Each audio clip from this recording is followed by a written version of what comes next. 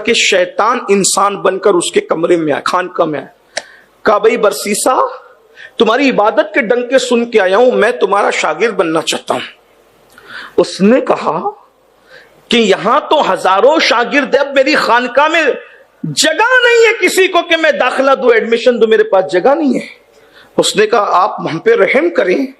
تو اس نے کہا نہیں میں آپ کو داخلہ نہیں دے سکتا۔ شیطان نے کیا کیا، وہیں نماز کی نیت شروع کی اور گھنٹوں وہ کھڑے رہا قیام میں، گھنٹوں اس نے عبادت میں گزار دیے۔ تو برسیسا اس کو حیرت سے دیکھنے لگا۔ جب اس نے نماز مکمل کی تو کہا ارے بھائی تم تو جن کی ولایت کے ڈنکے آسمانوں میں بج رہے تھے وہ کافر ہوئے نشے کی وجہ سے۔ بس ایک روایت پڑھ رہا ہوں، اس حدیث کو میں جہاں سے پڑھ رہا ہوں اس کا حوالہ سن لیں۔ علامہ ابن الجوزی نے اپنی کتاب میں لکھا، ابن حجر نے اپنی کتاب میں لکھا، ٹھیک، امام غزالی نے اپنی کتاب میں لکھا۔ میں سمجھتا ہوں 3 حوالے آپ کے لیے کافی ہوں۔ بنی اسرائیل میں ایک شخص تھا، بڑا نیک تھا، اس کا مفہوم پیش کروں۔ اس کا نام تھا برسیسا۔ اس کا نام کیا تھا؟ برسیسا۔ 60,000 اس کے شاگرد ایسے تھے جو ہواؤں میں پرواز کرتے تھے، 60,000 ہواؤں میں پرواز کرتے تھے۔ فرشتوں نے اس کی عبادت کو دیکھ کر حیرت کی، یا اللہ یہ کیا بڑا عابد ہے، کتنا بڑا عابد ہے، عبادت کرتا ہے۔ برسیسا کے متعلق فرشتے حیران تھے کہ یہ کتنا بڑا عابد ہے، اور فرشتوں کی زبان سے نکلا مولا برسیسا کتنا بڑا عابد ہے۔ تو اللہ نے فرمایا چھوڑو اسے، یہ تو کافر ہو کے مرے گا۔ غور کیجئے، جس کے 60,000 شاگرد ہواؤں میں پرواز کرتے، اور یہ کون کہہ رہا ہے؟ یہ جلسے کے ناظم کی بات نہیں کر رہا ہوں، اور آج کل کے کسی مقرر کی بات نہیں کر رہا ہوں، یہ رسول اللہ نے فرمایا کہ اس کے 60,000 شاگرد ہواؤں میں اڑتے تھے، ہواؤں میں پرواز کرتے تھے۔ جب شاگردوں کا یہ حال تھا، استاد کا کیا حال ہوگا؟ اور قدرت کیا کہہ رہی ہے؟ وہ تو کافر ہو کے مرے۔ اس سے ایک بات میں آپ کو یہاں عرض کر دوں، اگر اللہ عبادت کی توفیق دے تو اترانا نہیں، پتہ نہیں اتنی عبادت کروا کے بھی اللہ کے علم میں ہمارے لیے کیا ہے، ایمان پر خاتمہ بھی ہوگا یا نہیں، اس کا خیال کرتے رہنا، اس سے بہت ڈرتے ہیں۔ حضور غوث پاک فرمایا کرتے تھے جو ایمان پر خاتمے کی فکر نہیں کرتا مجھے ڈر ہے کہ وہ مرے گا تو کافر ہو کے مرے گا۔ ہر وقت ایمان، سب سے بڑی فکر یہی ہو کہ ایمان پر خاتمہ۔ ہمارے مرشد سرکار نور سید ابو الحسین احمد نوری مہروی رحمت اللہ علیہ کہتے ہیں کہ ولایت کے جتنے درجات خدا نے مجھے اپنے فضل سے عطا کر دیا، اس کے بعد بھی میری تمنا اس وقت ایک ہی ہے کہ اللہ میرا خاتمہ ایمان پہ کر۔ سب کچھ ملا ہے مجھے، لیکن تمنا اس بات کی ہے کہ اللہ میرا خاتمہ ایمان، اس لیے کہ اتنا کچھ پا کر بھی ایمان پر موت آئے گی یا نہیں آئے گی اس کی گارنٹی نہیں ہوتی، کیونکہ حدیث پاک ہے ایک بندہ پوری زندگی نیک عمل کرتا ہے جنتیوں والے، حتیٰ کہ جنت کے اور اس کے درمیان صرف ایک قدم کا فاصلہ رہتا ہے، اور قدرت کا لکھا ہوا غالب آتا ہے، ایک قدم کا فاصلہ رہتا ہے، آدمی بگڑ جاتا ہے اور جہنمیوں جیسا عمل کر کے مرتا ہے اور جہنم میں جاتا ہے۔ اور ایک بندہ پوری زندگی جہنمیوں جیسا عمل کرتا ہے، حتیٰ کہ اس کے اور جہنم کے درمیان صرف ایک قدم کا فاصلہ رہ جاتا ہے، ایک قدم میں اس کی زندگی بدل جاتی ہے، جنتیوں جیسا عمل کر کے جنت میں چلا جاتا ہے۔ اس لیے کبھی گھمنڈ نہیں کرنا۔ ابھی رمضان شریف آئے گا تو جو نوجوان بچے چھوکرے مسجد آئیں گے تو جو 5 وقتہ نمازی وہ بڑے گھمنڈ سے کہیں گے یہ تو سیزن والے نمازی، ہم تو 5 وقتہ ہیں۔ نہ کبھی کسی پر طنز مت کرو، پتہ نہیں یار کو کس کی پسند آ جائے۔ جو پیا کو بھائے اختر وہ سہانا راگ ہے، جس سے ناخوش ہے پیا وہ راگنی اچھی نہیں۔ پتہ نہیں کس کا کیا عمل پسند آ جائے۔ ارے کبھی کبھی کتے کو پانی پلانے پہ بھی جنت دے دی جاتی ہے، اور ہزاروں سال کے عابدوں کو جہنم میں ڈھکیل دیا جاتا ہے۔ اس لیے کبھی گھمنڈ نہیں کرنا عبادت پر۔ بہرحال 60,000 اس کے شاگرد ہوا میں اڑتے تھے، قدرت نے یہ تم کافر ہو کے مرے گا۔ فرشتے حیران ہوئے کافر کیسے ہوگا، یہ تو اپنی خانقاہ سے باہر قدم ہی نہیں نکالتا، تو یہ کافر کیسے ہوگا۔ ایسے میں فرشتوں نے دیکھا کہ شیطان انسان بن کر اس کے کمرے میں آئے، خانقاہ میں آئے، کہا بھائی برسیسا تمہاری عبادت کے ڈنکے سن کے آیا ہوں، میں تمہارا شاگرد بننا چاہتا ہوں۔ اس نے کہا کہ یہاں تو ہزاروں شاگرد، اب میری خانقاہ میں جگہ نہیں ہے کسی کو کہ میں داخلہ دوں، ایڈمیشن دوں، میرے پاس جگہ نہیں ہے۔ اس نے کہا آپ ہم پہ رحم کریں، تو اس نے کہا نہیں میں آپ کو یہ داخلہ نہیں دے سکتا۔ شیطان نے کیا کیا، وہیں نماز کی نیت شروع کی اور گھنٹوں وہ کھڑے رہا قیام میں، گھنٹوں اس نے عبادت میں گزار دیے۔ تو برسیسا اس کو حیرت سے دیکھنے لگا۔ جب اس نے نماز مکمل کی تو کہا ارے بھائی تم تو شاگرد بننے آئے تھے، لیکن تم تو ہم سے بڑے عابد ہو، ہم تو سوتے بھی ہیں کھاتے بھی ہیں، تم تو کھڑے رہتے ہو، تو عبادت میں کھڑے ہی رہتے ہو، اور کیا خشوع و خضوع ہے بھائی آپ کا، کتنا خشوع و خضوع۔ میں اپنی الفاظ کے جامع میں آپ کو سمجھاتے ہوئے کہہ رہا ہوں کہ آپ بھائی جان آپ کا خشوع و خضوع کتنا ہے، یہ تو ہمارے پاس نہیں ہے۔ شیطان کو موقع مل گیا۔ شیطان کی عادت ہے جیسے کو تیسا، شیطان کی عادت ہے جیسے کے پاس ویسا بن۔ ہمارے مراٹھی میں کہتے ہیں نا اپنے یہاں، سارکے کو وارکا، وارکے کو ڈورکا، کہتے ہیں کہ نہیں کہتے ہیں؟ جیسے کو تیسا، وہی اس نے کہا میرے جیسی عبادت کرنا ہے، تو کہا ہاں کرنا ہے، تیری جیسی کرنا ہے۔ ایسی لذت والی خشوع و خضوع والی میرے پاس بھی نہیں، اتنا نیک بننے کے بعد میرے جیسی کرنا ہے تو میرا ایک عیب ہے۔ کیا؟ مجھ سے غلطی ہو گئی تھی، ایک گناہ ہو گیا تھا۔ تو جب انسان سے گناہ ہوتا ہے تو انسان شرمندہ ہوتا ہے، نادم ہوتا ہے، پریشان ہوتا ہے، اور نادم ہو کر جب وہ عبادت کرتا ہے تو پھر اس کو خشوع و خضوع زیادہ آتا ہے۔ برسیسا تم تو بے گناہ آدمی ہو نا، تم سے کوئی گناہ نہیں ہوا، اس لیے تم کو وہ خشوع نہیں جو گناہ کے شرمندگی میں مجھے خشوع آتا ہے۔ کہا اچھا، تو کہا پھر مجھے بھی ایک گناہ کرنے سے کیا جائے، توجہ کرنا، بہت دھیان سے سننا، میں بطور مفہوم یہ روایت پڑھا۔ اس نے کہا ایک گناہ اگر میں کروں گا اور مجھے بھی اتنی خشوع ملے گی، عبادت میں اتنا خشوع اور اتنا لطف آئے گا تو کتنا مزہ آئے گا۔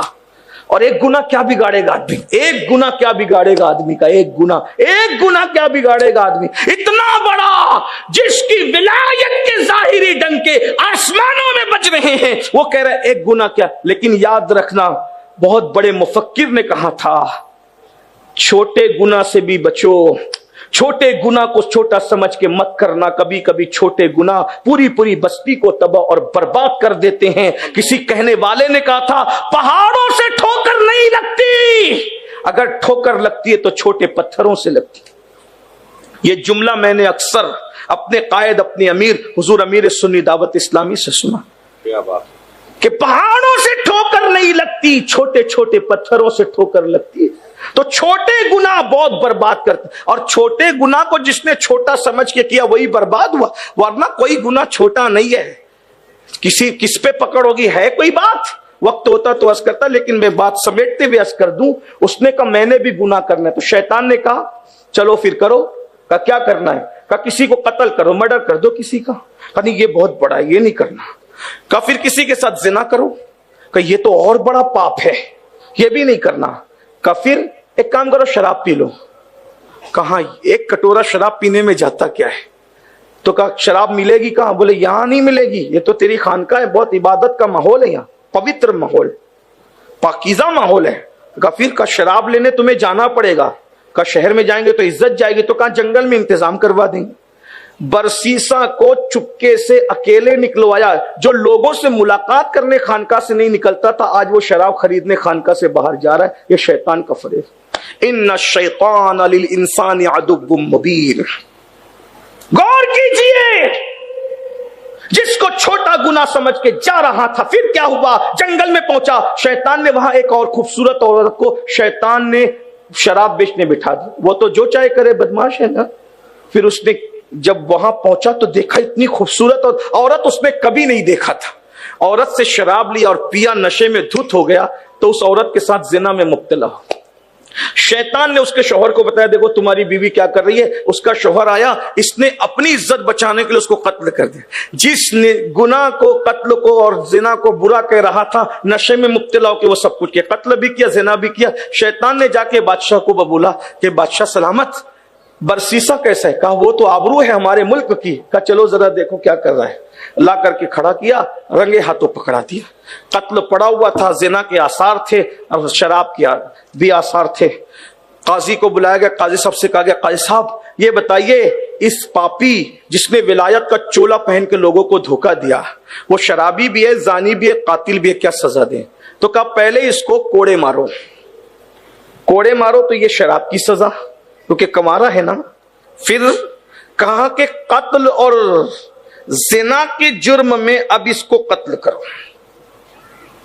ہاتھ پیر باندھ دیے, پھانسی کے پھندے پہ لٹکانے کے لیے جا رہے تھے. اتنے میں پھر شیطان آیا انسانی شکل میں اور آ کر کے کہتا ہے برسیسا سچ کہوں تیری خانقاہ میں انسان بن کر آنے والا میں ہی تھا, تجھے شراب کے لیے جنگل تک لے جانے والا میں ہی تھا, قتل کروانے والا زنا کروانے والا میں ہی تھا, بادشاہ کے پاس جا کے چگلی کرنے والا بھی سب میں نے کیا ہے.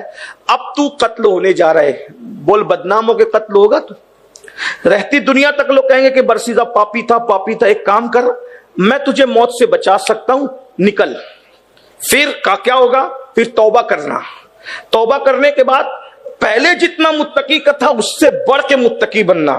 تو اس سے کیا ہوگا, کہ اس سے ہوگا یہ کہ تیرا پچھلا عیب چھپ جائے گا, اگلا عیب تیرا پچھلا عیب چھپ جائے گا, اور تیری اگلی خوبی اتنی غالب آ جائے گی کہ یہ تیرا گناہ لوگ بھول جائیں گے. برسیسا نے کہا کیا بہترین منصوبہ ہے, بہترین پلان ہے, اچھی آئیڈیا ہے, آئیڈیا بہت اچھا ہے. تو کہا کیا کرنا ہے, کہا میں بچا سکتا ہوں.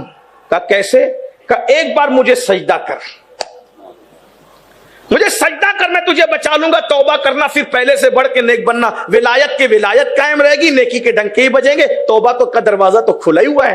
اس نے کہا میں رسیوں میں جکڑا ہوں, میں کیسے تو تجھے سجدہ کروں. کہا کوئی بات نہیں, پورا سجدہ نہ کر, صرف میری طرف گردن کا اشارہ کر کے جھک جا, میں تیرا سجدہ قبول کر لوں گا.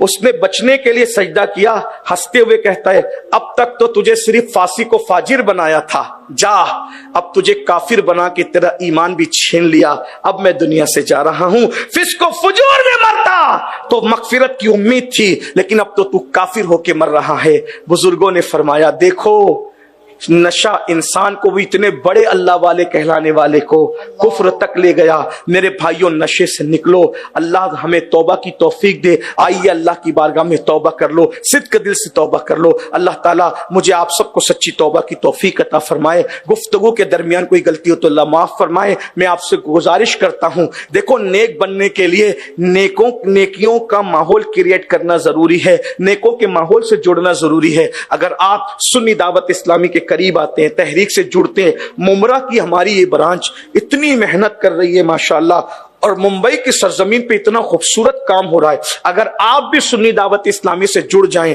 تو آپ گناہوں کے ماحول سے نکل سکتے ہیں, برائیوں کے ماحول سے نکل سکتے ہیں, اپنی جوانی کو نیکیوں کے ماحول میں بہترین انجوائے کر سکتے ہیں. آئیے ہم سب سنی دعوت اسلامی سے جڑیں, دین کی خدمت کریں تاکہ ہم آخرت میں اللہ کا انعام پا سکیں. حدیث پاک کا مفہوم ہے کہ جو کسی بندے کی اصلاح کا سبب بنتا ہے, اللہ تبارک و تعالی جنت میں 300 حوروں کے ساتھ اس کا نکاح فرمائے گا.